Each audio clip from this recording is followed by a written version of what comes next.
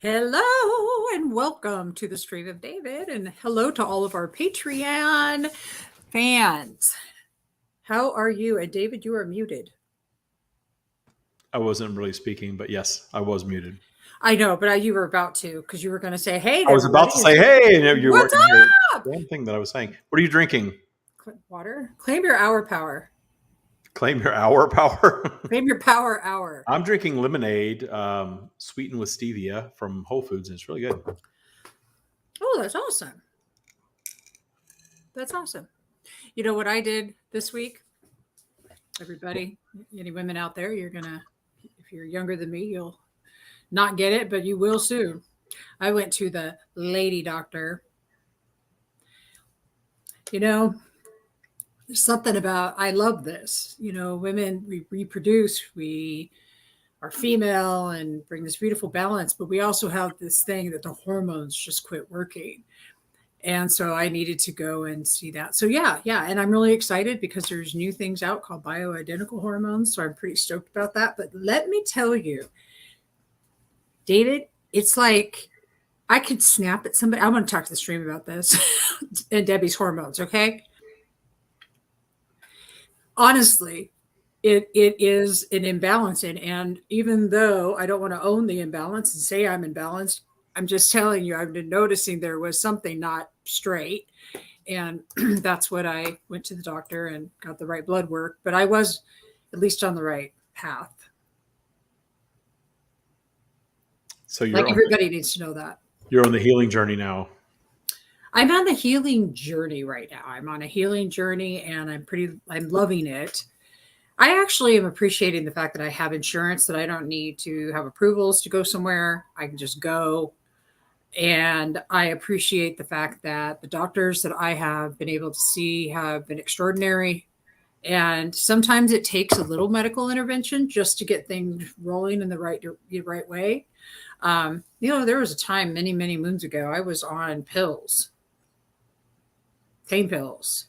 What were you on? What was your pill of choice? Any of them. I didn't give a shit. Are you kidding me? Fuck, they all worked. Hell.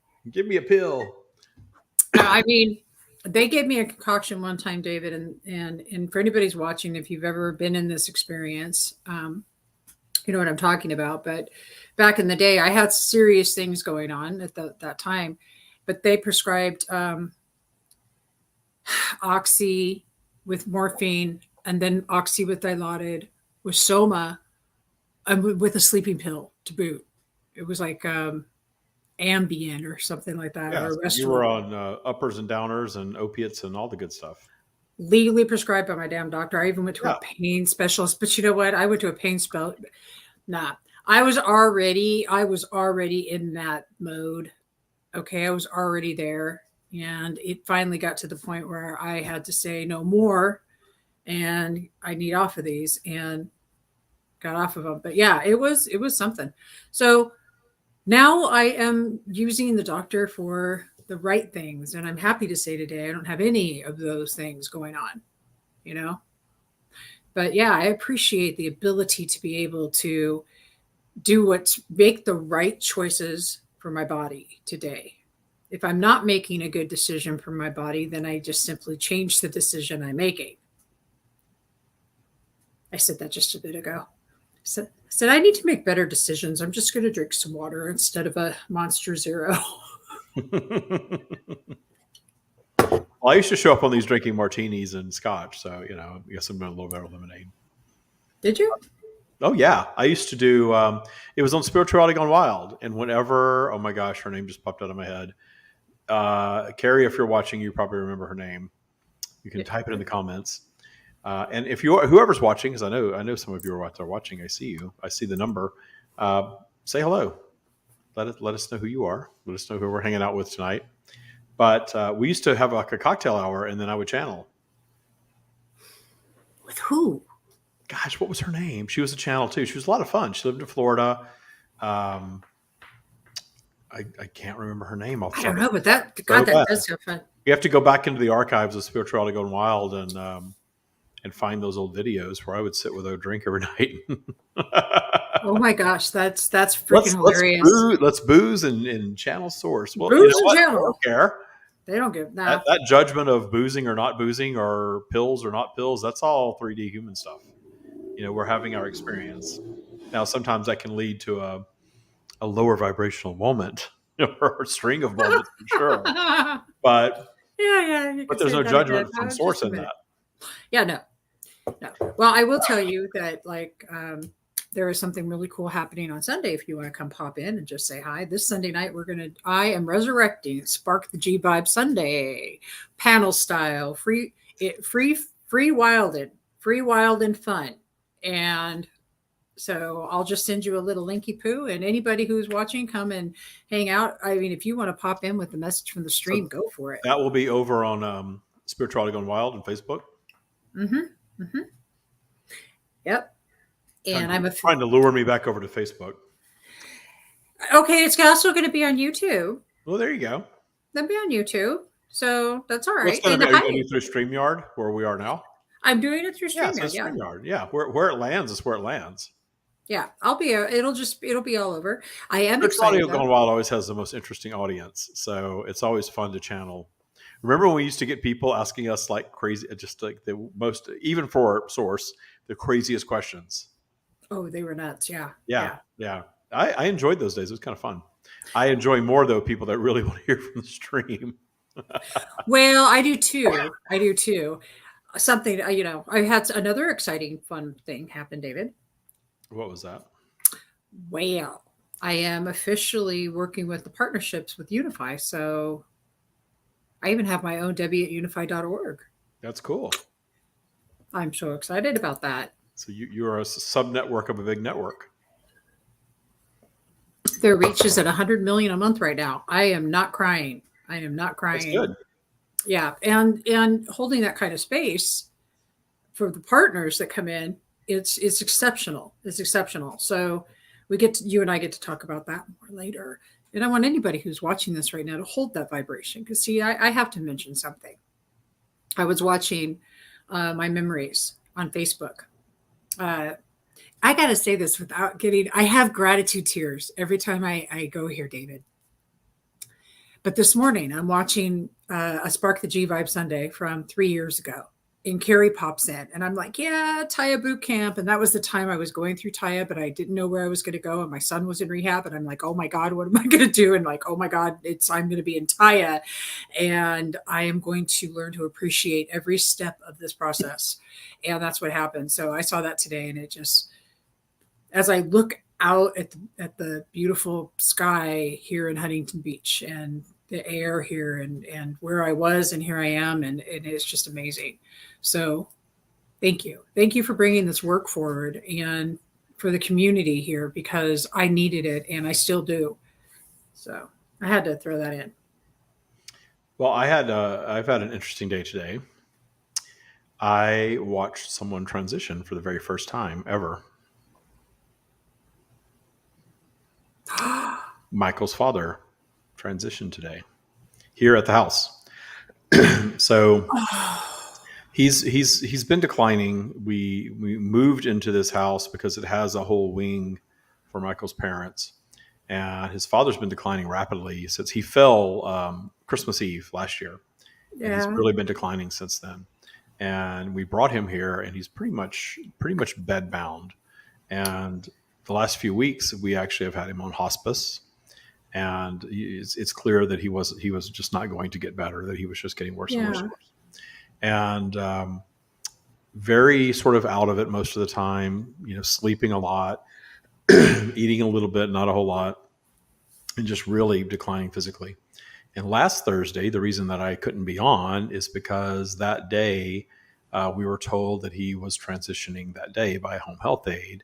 And we sort of stopped everything and we went in there, and it turned out to be this sort of big thing where the doctor came and evaluated, and everybody was upset. Everybody kind of went through the whole "this is it" scenario, and he didn't.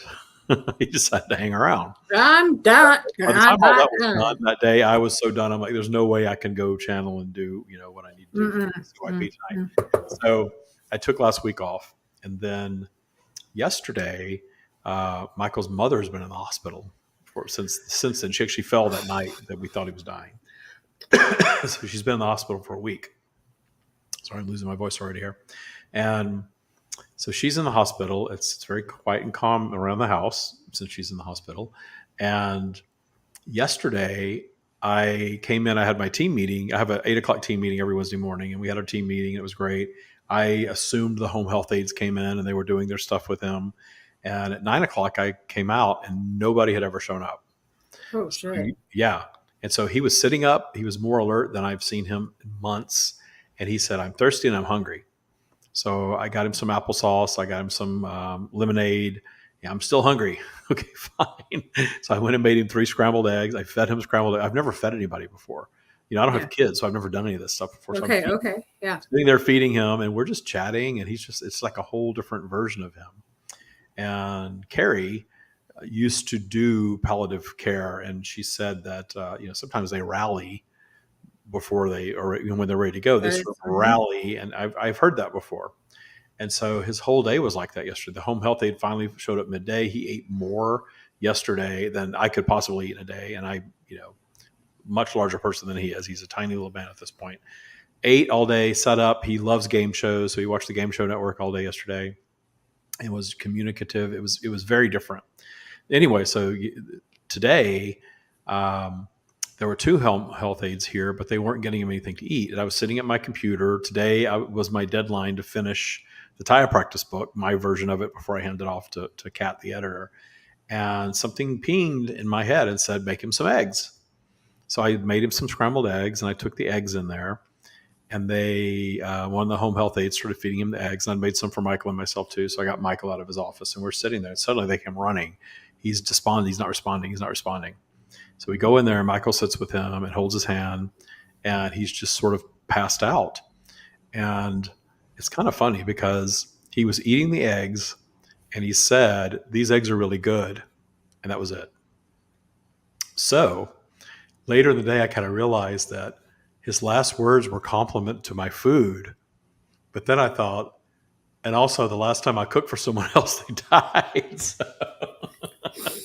I'm not sure about, but my heart just. But the food didn't kill him. He wasn't choking. They all said he was not choking, that he was swallowing and eating. And then he said, "These are good eggs." And then that was it.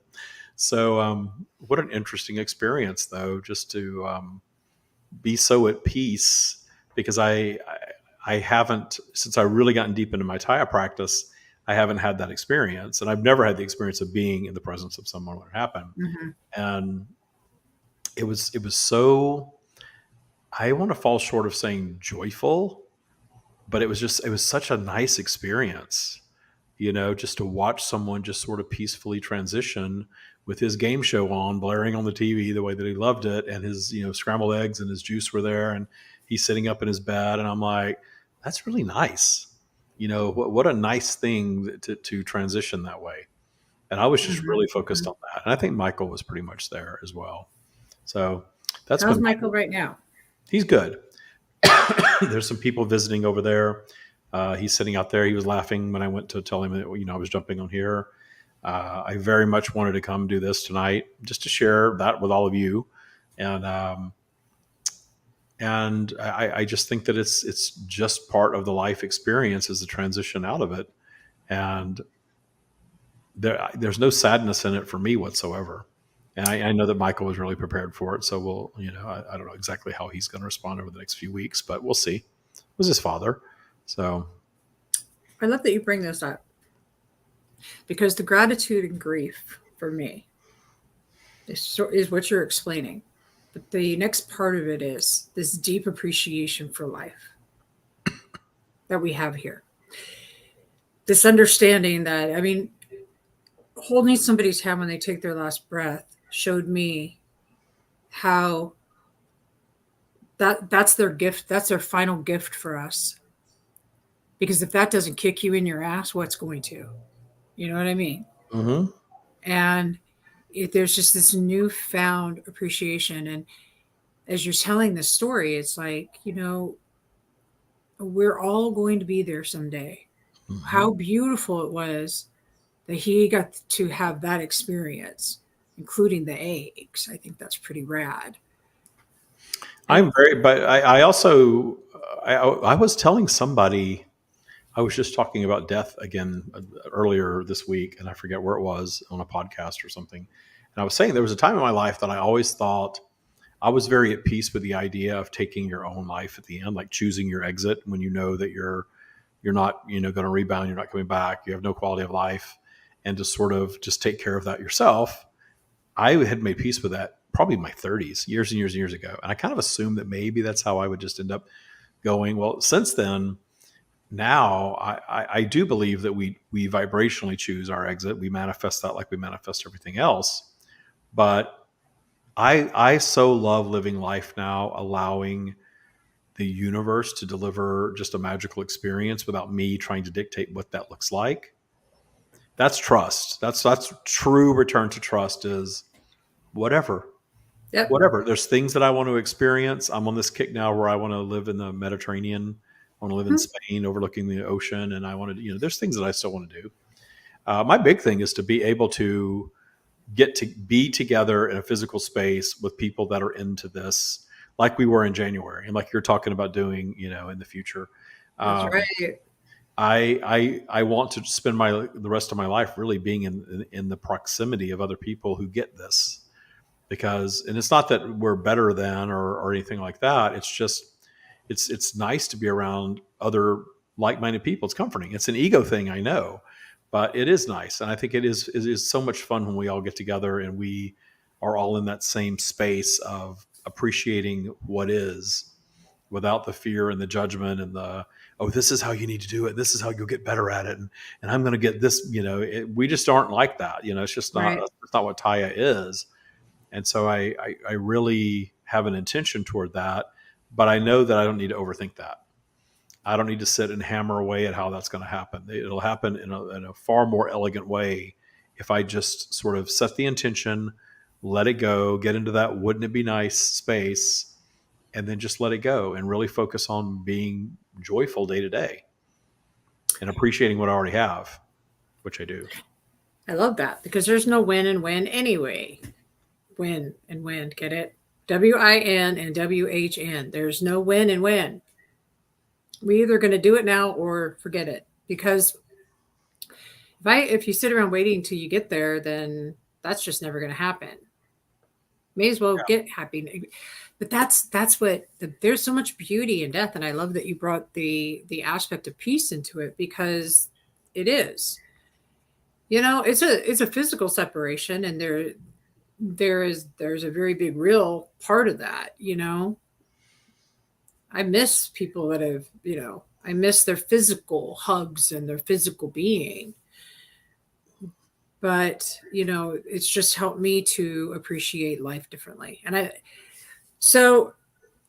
really think that it was so perfect today. I don't think it could have been any more perfect than that. Oh yeah, I totally agree. And that's why I think instead of, intentionally taking my own life, which I'm miles away from wanting to do anything like that now, ever, Yeah. really just being up for whatever I manifest. And if I manifest being bedridden, then I manifest being bedridden. If I manifest, something that's quick or accidental or whatever, who cares? It's the experience that I manifest, and the final physical manifestation is your separation from physical. Yep. And we choose it vibrationally anyway. So why even think about it? I don't know. I'm not thinking about it. Let it be. I'm going to be 55 in January, and so are you. But hello, I'll be 55 in February. Thank you. February. I was going to say February. You have to give me that extra month. I am working on I've been doing. Although everyone thinks I'm 65 now that I let the beard go white. No, you do not look 65. I'm doing the jumpy jump. I'm getting myself in gear because my goal is to jump out of a plane. My son turned 34 today. Oh, you have to talk to Kat. Kat does that almost every day of her life. I do. She told me all the time. She told me I have to work on bringing my legs straight up in front of me. I'm like, okay. So I want to jump when I'm 55 and 85 if I'm here that long. And if that's what, but I love what you were saying. Just, isn't it a trip how we just simply don't know when we're going to croak? Yeah. You just don't. You simply don't know when that minute, when's that last second. Man, Think of all the seconds you could be wasting trying to figure out when that last second's going to be, or not taking advantage of the second that you have. That's why I want to Well, jump you know, on. something else I've experienced today in all this is hearing someone else be regretful, and that's their experience, and it's fine. But it just makes you realize that, you know, to tell the person that you love them now, and have the fun and the good times and the laughter and do all of that Now. instead of being in that regretful space later. That's all I'll say about that. Well, Let's bring the stream in before I get myself in trouble. don't be getting yourself in trouble, David. No, we don't. Okay. All right, here we go. And if David's still on, he always has fantastic questions for the stream. So, Oh, plug them in, David. Please plug them in. they got a workout this week. I did a new podcast with someone, and she talked to the stream for 2 hours. It was like a workout. What was it? I was exhausted when I was done. What was it? Women Waken Women, something like that. Very Is cool. the name of the podcast. We'll share it. We'll share it out there. That you know, whenever I do a podcast, I think we're sharing it. Okay, sounds like a plan to me. Yeah. All right. Here we go.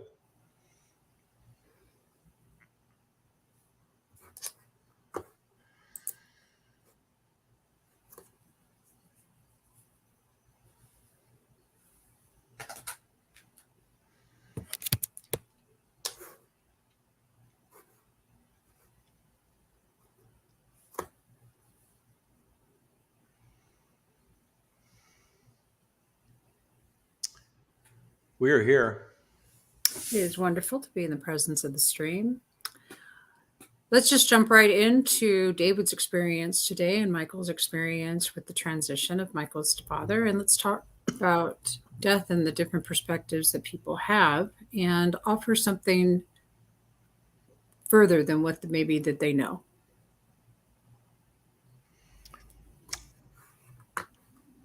We will start with where David was taking you, because we were very much with him in the experience today. That life and death is not viewed nor experienced across species the same in your world, nor is it viewed or experienced exactly the same as planet Earth anywhere else. Humanity has created its own unique, out of infinite intelligence, relationship with the experience of separation from your physical vehicles. The awareness of your soul,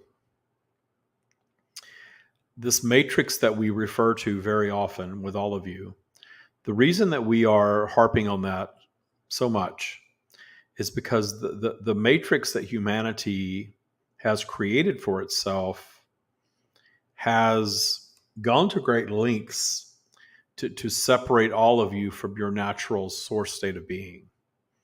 And we are not telling you that so that you can demonize it or judge it. We are sharing this with you because one of the reasons that we flow the way that we do, that we even need to flow the way that we do, is because humanity has separated itself so much. And the Matrix is a brilliant creation because the Matrix is not taking you all, we say you all, we are speaking to all of humanity.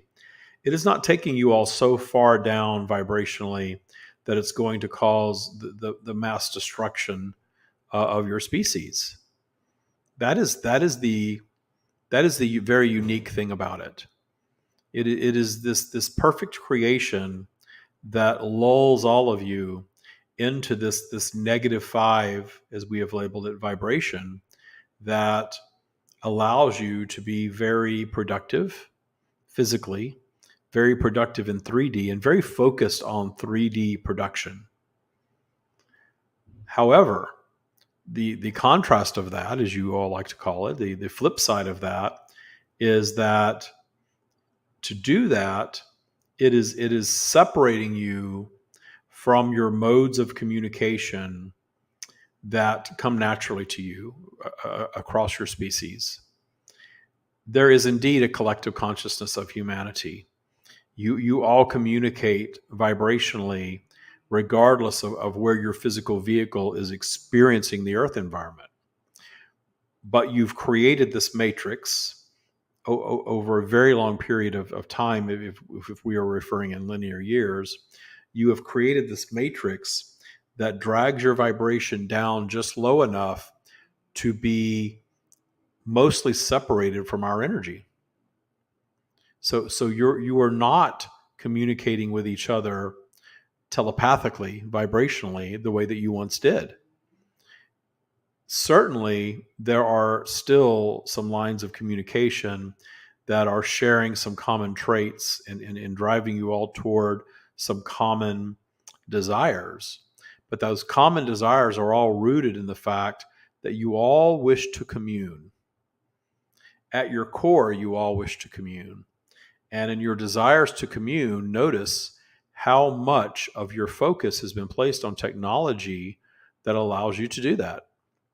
How much your focus has been placed on this thing that you call the internet, that is a massive communication tool that you have developed very recently. And here you've developed this tool where you have taken the previous developments of radio and television and film and things of that nature and created a medium in which you can all communicate in real time across most of your planet. And in doing so, you are coming back together, you're comparing notes, you're noticing the common limiting beliefs in other cultures. You're noticing the things that create an unencumbered life journey in other cultures. You're noticing the encumbrances of other cultures. You're noticing all of these things collectively, and you're starting to deconstruct the matrix in the process. And in your collective desire to understand your source nature, the core of that which you are drawing out this information via David the way that you are experiencing it right now. And in your asking, you are vibrationally asking to be delivered from this matrix operating system, from this operating system that runs by and large on fear and judgment. Notice how much of your creation leads you back into a vibration of fear and judgment, or some brand of fear and judgment. And you're all seeking to be delivered from that in your own way. But what happens is when you start deconstructing the matrix belief system, and you're starting to say that you are not going to be the religion that you were raised in, that you're going to be an atheist, and that you're not going to give any power to politics because you think it's all corrupt, and that you're not going to pay so much attention to your nationality, that there is no real nation. You are all humans on one planet. You've all heard things of this nature. And you are even hearing that you're not going to necessarily pay attention to the family structure or gender roles and identities in your world, because you're coming to understand that all of those things are human creation. They're all the matrix. And so you vibrationally move yourselves out of the matrix by questioning and denying all of these things. But what happens is when you do this, you find yourselves out in a sort of wilderness state where it can be very confusing. You are still being drawn back in. Something very significant happens and it grabs your attention, and you find yourself judging it or fearing it or both, and you find yourself right back in the matrix. Or you've got something going on in your personal life that you still have fear around, i.e. paying bills, i.e. keeping a roof over your head, keeping your health insurance paid, your health itself, your relationships, your bank account, all of these things that you all have attached to you that can certainly lower your vibration in your judgment of them if you allow. So you've got all of these things that are causing you to be drawn right back into the matrix, but you're desiring to be out of it.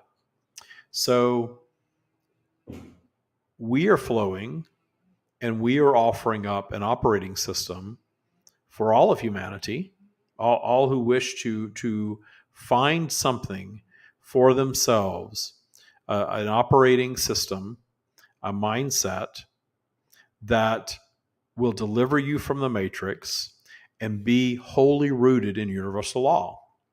So we've come a long way around describing and laying all of this groundwork that you have all heard before, mostly, to lay the foundation of the entire concept of birth and life and death is part of the matrix. You are vibrational beings that are flowing in vibrationally, acquiring a physical vehicle that you never intended to operate in indefinitely. The departure from physical is a natural state of affairs for any physical being anywhere.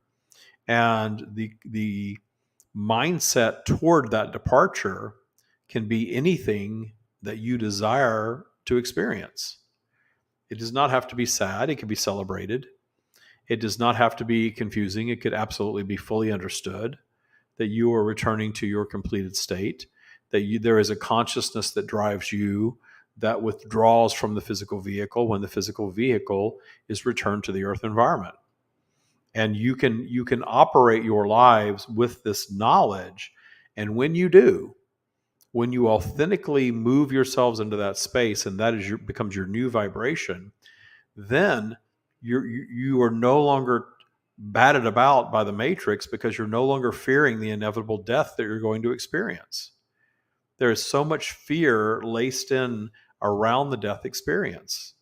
How many times have you heard that people are dying, or someone's going to die, or someone's going to kill you, or you're going to be shot, or you're going to be part of a mass shooting, or you're going to be part of a mass pandemic, and you're going to end up on the streets and dead at a young age, and all of this fear-mongering that ends in the result of you returning to your completed state. Yet you're going to do that no matter what. So why fear it, and why judge it, and why have any experience other than your authentic manifested experience that you have when you encounter this, whether it's your own experience or that of another that you were close to? It doesn't matter where you are geographically when someone that you care about has the transition experience. And in fact, if there's ever a time where it matters less, that would be it. Because they are moving into a full-blown manifestation of non-physical, of consciousness. The physical vehicle is no longer needed. But that doesn't mean that they're separated from you in any way. And it doesn't mean that you have to move forward with absolutely no connection to them. You use your imagination to manifest the connection, as you use your imagination to manifest everything that you experience. You think of them. You think of them in appreciation. You think of them in joy. You think of them in their now state, which is the highest possible vibration. They're doing nothing but appreciating themselves, appreciating you, and appreciating exactly the life journey that they manifested for themselves as a strand of consciousness. When you are aligned with that, you are absolutely aligned with them. And don't even look for the magic, because the magic will be all around you in that. Your environment is as magical as you allow it to be. So understand that when you're busy grieving and wishing it had been different, and regretting and wishing that they were still with you, and not liking their experience, whatever their manifested path was, all of those thoughts and all of those things are yours to have if you so choose. There is no judgment about that. But understand that all of those things are taking you out of alignment with how they are in their now state. So even if you're not with them physically, it doesn't matter, because they are with you energetically always. And if you weren't tied together vibrationally, you would have not had a meaningful experience in the physical, because you have your physical journeys with your vibrational neighbors, with those others who are vibing with you, even if that vibe is a temporary thing in physical where they vibe in and vibe out. It's okay. And if two beings choose to maintain a vibrational connection in a lifetime, that which you may call a soulmate or a twin flame, understand that that is a conscious choice that is made. And that is an agreement between two strands of consciousness that are choosing to vibe together. There is no puppet master in the sky placing you with another being out of their own will. It is all your will, your alignment, your seeking of an experience. And that experience can be one that you have such great appreciation and admiration for another being that you are vibing through life with them throughout your lifetime. Or it could be one where you are not in harmony with them, but you are placing yourselves physically with them because of some sort of fear-based belief system where you must be with them. Understand how very different those two experiences are. They're both your choice. They're both your manifestation, but one is one that feels very source aligned, very joyful, very abundant, and the other is something less than that. And you get to choose which one you have. That's wonderful. David wants to know, he says, there is a sentiment in our society that life is sacred and should not be wasted. From your eternal perspective, do you have the same opinion on the value of life? You all come to experience the earth environment, but your opinion, your preference of what that experience is your own manifested creation. So yes, you are part of this beautiful, brilliant environment that you chose to manifest into when you were in human form experiencing the earth environment. You chose it. That's why there are elements of it that you might consider nature that you all agree that you love very much. However, your continued appreciation of that is completely up to you and your manifested path. If you want to spend your entire life being in deep appreciation of everything the earth environment has to offer, then you're very much going to appreciate that manifested journey when you're in non-physical. However, the energetic realm is non-judgmental. The energetic realm is not judging your human journey the way that the Matrix is teaching you to judge it. So if you come in with this intentionality to experience everything that you discern as your preference in the earth environment, and then instead you end up manifesting a path that is something that holds you away from that, there's expansion offered in that for you as well. It is our promise to you, regardless of which path you take, whether you become the free-flowing world traveler or the billionaire or the brilliant one who heals and cures on a mass level, or one who operates your life completely with complete autonomy, perhaps even on the streets, perhaps even completely sick the whole time that you're here, bedridden the whole time that you're in physical, regardless of which path you manifest, you are having an earthly experience. You are having a human experience. And from the non-physical state of being, the one who spends their life in bed looking at a television is having an expansive journey, just like the one who is getting out and viewing the world and traveling and sampling everything that in physical that is offered. There is an expansive journey in all of it. And understand that when you are in your eternal state of being, you are a strand of eternal consciousness expressing yourself infinitely. Your scientists recently released some new information about the state of the universe, and you're coming to understand what a speck of dust your earth environment is in comparison to all that is. And we are here to tell you that what has been discovered as this massive universe is yet still a speck of dust, because the universe is infinite. Experiences are infinite. You are expressing yourself infinitely in physical. So that's why there's not pressure placed on this human life that you are that you are experiencing, that you are perceiving as an ego consciousness. The reason that you experience your human journey as a singular journey is so that you can have the ups and downs and the pain and the triumph of the singular journey, because there's so much expansion offered in that. So when you are manifesting in a place that is considered unwanted across humanity, and you are allowing that experience to be your experience, that is expanding you no matter what. That is making you a more sophisticated strand of consciousness, a more sophisticated version of you, which is why you come to physical. That expansion and sophistication creates expansion of the entire universe. And that is your role in coming to physical. But there is zero judgment from the energetic realm of how that role plays out.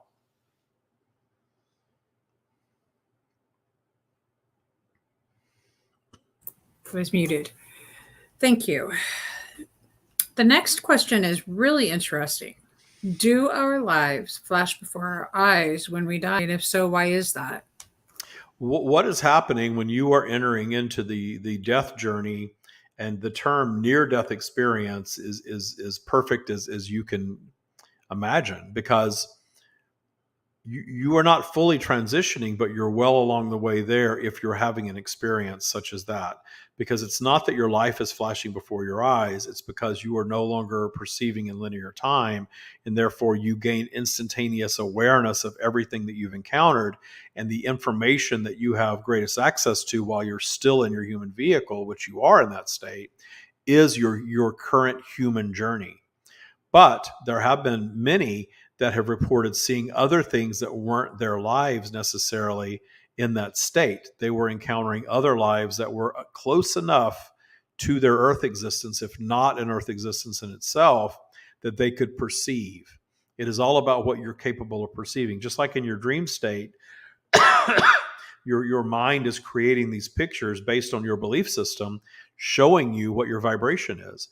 Your vibration is death, is that you are being swept up into your eternal state of consciousness, which is not operating in linear time, which is eternal. But that little glimpse that you have that's available to you, you're going to perceive and comprehend your current life, because that was what makes sense to your mind. Anything happening in that moment that your mind can't comprehend, your mind is simply going to block out, because that experience is instantaneous. It is something that you catch a blip of the other side, if you will, and then you're back, and then suddenly you said that your whole life flashed before your eyes, because you became aware that your whole life is happening in the moment that you're crossing, because there is no linear time, and you're becoming aware of that in that state. That's wonderful. And I feel that feels very true. And I like how David's expanding and says, so why do people report such different near-death experiences? Some are peaceful, some are very terrifying. Because you're still perceiving it in your belief system. So if you're terrified of death and you're terrified of what's on the other side, you're liable to have an experience of confusion that your brain is going to tell you it's terrifying over there, because you're still operating in your human belief system. This is why we go back to near death. It is not completed state. There is near but not completed. If it's completed, you are not coming back. You are not going to come back to tell about it. But when you have this experience where you are starting this transition and you are starting to tear down the wall of the energetic realm, and your belief system has created an energetic realm that is so foreign to you, and that's what it is. It is so very foreign to you in that state that you are judging it as something that's terrifying. The only thing that is terrifying is all of your science fiction that is created around those very experiences that are meant to terrify you, very much rooted in religious teachings and things of that nature. That there is this demonic energy that's out there, and it's evil and it's seeking to do harm. But none of that is true. The energetic realm, look around you. Where is the evil in your world other than in humanity itself?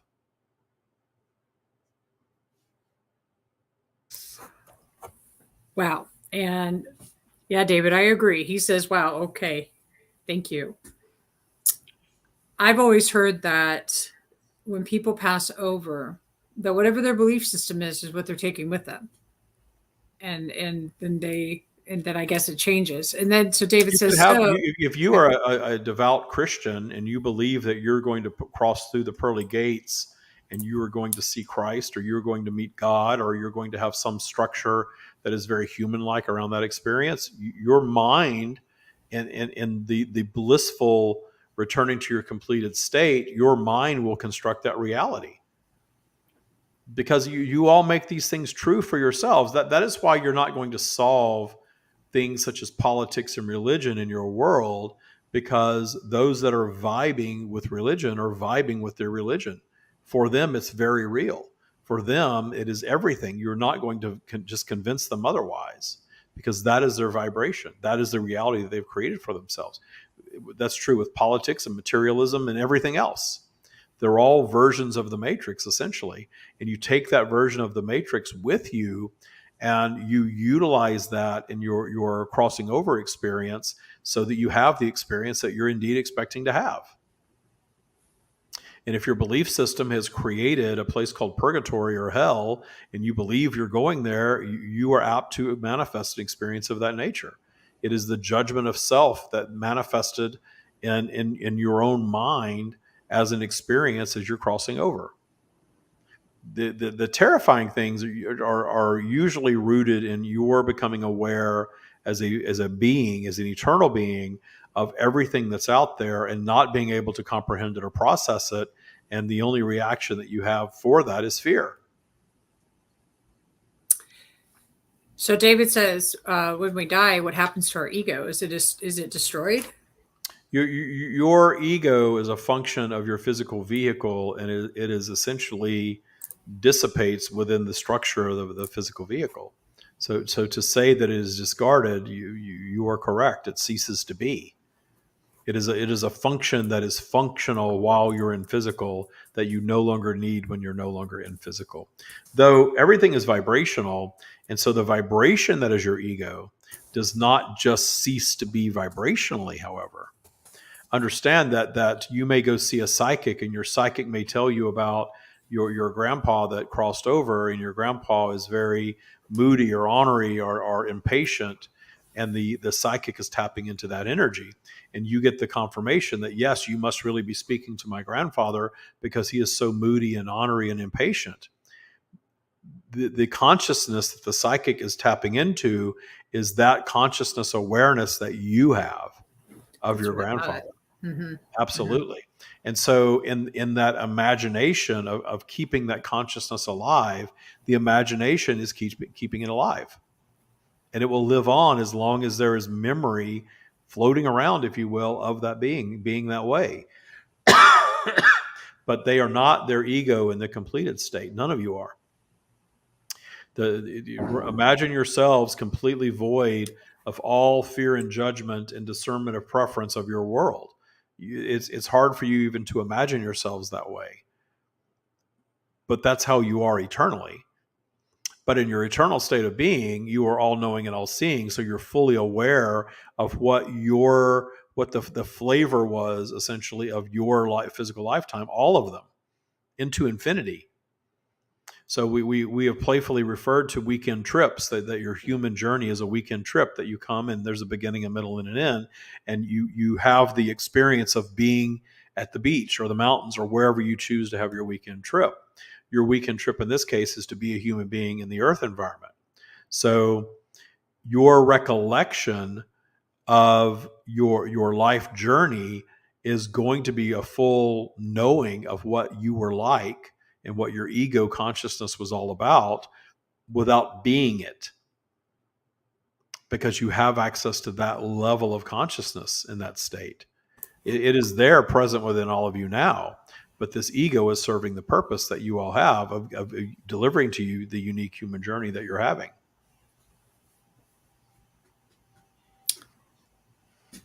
Isn't it true, or is it not true, that there really is no you?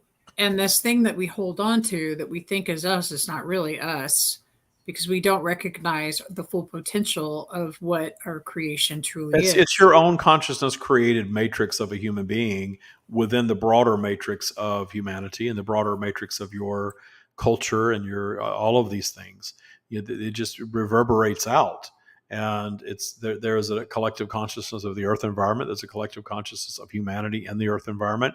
There's a collective consciousness of your in any way you define yourselves. The defining of yourselves creates the collective consciousness, the belief system. If you believe that because the color of your skin is one thing, that you are part of that collective, you are right. Your imagination is making you part of that collective. And then you will create a structured reality that delivers that experience to you. I like that.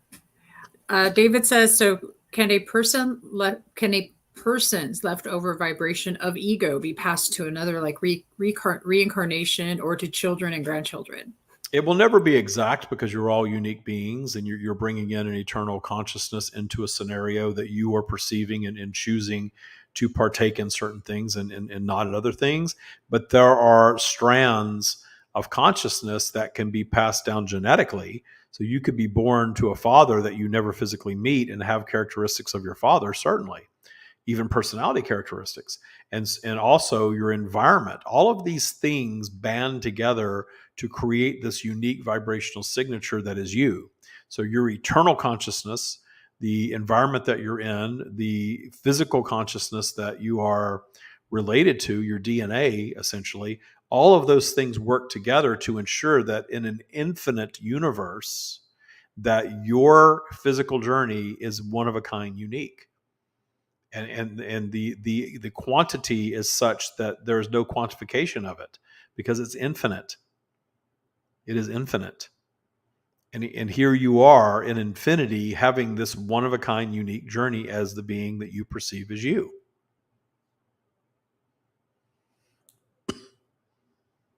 I agree with that. And the reason I don't know my biological father, and I do imagine that I probably do have those traits. But let's get into, I actually want All to of those shift. things create your journey.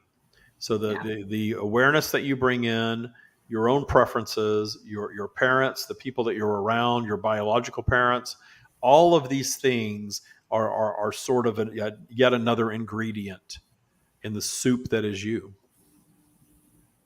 In the soup that is me. I like that. So I want to shift a little bit and talk about something that I am experiencing, which is the getting older and the hormonal shift. I've been taking the right actions and whatnot, but this is what else can I do to, as I'm learning to balance it? What else is there something that we can do when we're facing these big changes as we get older in our physical?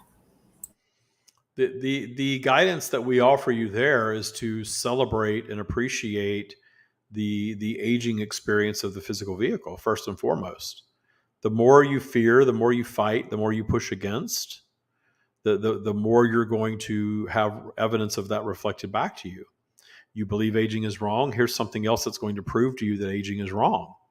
You believe that it's harder for your sex or gender than the other, then you're going to develop a reality that supports your belief system. So if your belief system is one that is celebrating the aging process and not the defiance of the aging process, there is so much age defying information fed to you in your matrix that you're not supposed to old age, you're supposed to look good forever, you're supposed to have tight skin and thick hair and a specific hair color. But all of that is the matrix. The matrix has taught you that gray is bad and fat is bad and bald is bad and wrinkles are bad and aches and pains are things you shouldn't be experiencing. And when you move into the this should not be, then you're going to amp up the creation of more of whatever you're thinking should not be because you're focused on what you believe should not be. Therefore, you're going to manifest more of it. There was no edict from the universe that the aging process was wrong or bad. That's all a creation of the matrix. Let's scare you with things that are inevitable for you. Let's create that -5 vibration of fear and judgment by telling you something that is absolutely happening to all of humanity is wrong.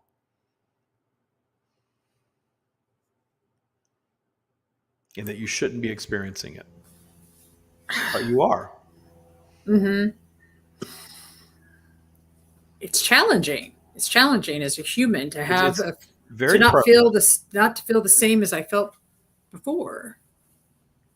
But think about moving into the appreciation of the reason that your physical vehicle is responding the way that it is because you are utilizing it.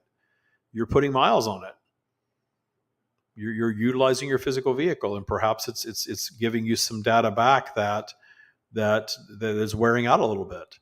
That's not the same thing as necessarily manifesting a full-blown illness, but they're all manifestations. And the more you believe that you must manifest well-being and you must manifest perfect health, you tend to get tripped up. And instead of getting what you desire, you're getting more of what you fear. Instead of moving into the appreciation zone of loving exactly what is, whatever is, and then noticing that very often that can offer quite a degree of relief.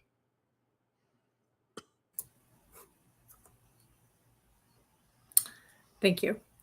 So this will be our last question as we come up to the top of the hour. So our egos are sort of like grass that withers and dies, but then continues on in other forms. Everything is that. Everything is that. Your entire physical being doesn't just cease to be. Your physical being, your ego, your soul consciousness, to divide it up into three distinct things, none of them cease to be. The ego moves on in other beings' memory of you and the characteristics that are passed on and things of that nature. That doesn't cease to be. The physical vehicle doesn't cease to be. The physical vehicle was designed to be returned to the earth environment. You become food for the environment, essentially. And even if you choose to bury it or cremate it or whatever you choose to do with it, inevitably it's going to be returned to the earth environment. It's going to be ashes to ashes, dust to dust, absolutely. And your eternal consciousness, of course, is eternal and moves on to something else. So if your entire planet ceases to be, every aspect of it is going to simply morph onto something else. Creation does not demanifest. It moves into another form because it's all energy at its core. So when we say that when you're finished with your physical vehicle, that the ego is diminished as part of the physical vehicle, that doesn't mean that it ceases to be. That means the vibration that is your ego moves on in other ways. But it's your ego, and most of it is tied to the other beings that knew you, that were experiencing you or experiencing you in the future.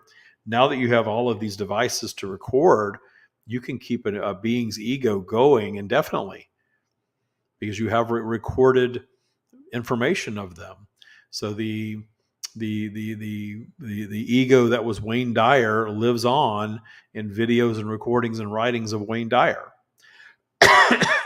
The ego of David will live on beyond David's physical lifetime. But it's not because it's still possessed in his eternal being and not because it's still possessed or housed in his physical being. It moves on vibrationally. Wow. Well, we're at the top of the hour. And is there anything that you would like to leave everyone with? You began with the topic of crossing over the death experience, and we will wrap up around that your perspective of your life and your journey and your aging and your death is all a product of the matrix until you step fully out of the matrix and reimagine it through the lens of appreciation, which is the only thing that's going to take you out of it. Anything less than full-blown appreciation takes you right back into ego, and inevitably in your environment, that's going to draw you right back into the matrix. So you don't have to be there on any topic. You all get to have your reaction, and others may or may not understand your reaction. And very often when those that are operating in the matrix come across or witness those that are not, they want to label you kooks, or they want to label you a cult, or they want to label you something that is a reflection of their own fear and their own judgment, because you operating outside their matrix is essentially reflected to them as a threat to their matrix. So be aware of that, but don't be judgmental of that. Just understand that they are operating in the matrix. You are choosing to operate outside of it. And if you want to dance around and celebrate the life journey of someone who has chosen to cross over, you are a sovereign being. You can do that. But if you also have the experience of grief and mourning and sadness and all of that, there's nothing wrong with that. That's going to be more rooted in judgment. That judgment of this should not be happening. But that's your experience nonetheless. So none of that is judged in the energetic realm. It is simply your chosen experience, as all things are. With much love, that is what we have. That was great. That was awesome. Thank you. Well, I'm going to depart. I'm going to go check on Michael and his mother and see what's going on in the house. Thank you. Thank you, Thank you David, all for some so great much. questions. Yeah, always good. Bye. Always good. Lots of questions from David. Very good questions. So thank you Thank all you. so much. Thanks, Debbie. Talk to you soon. Thank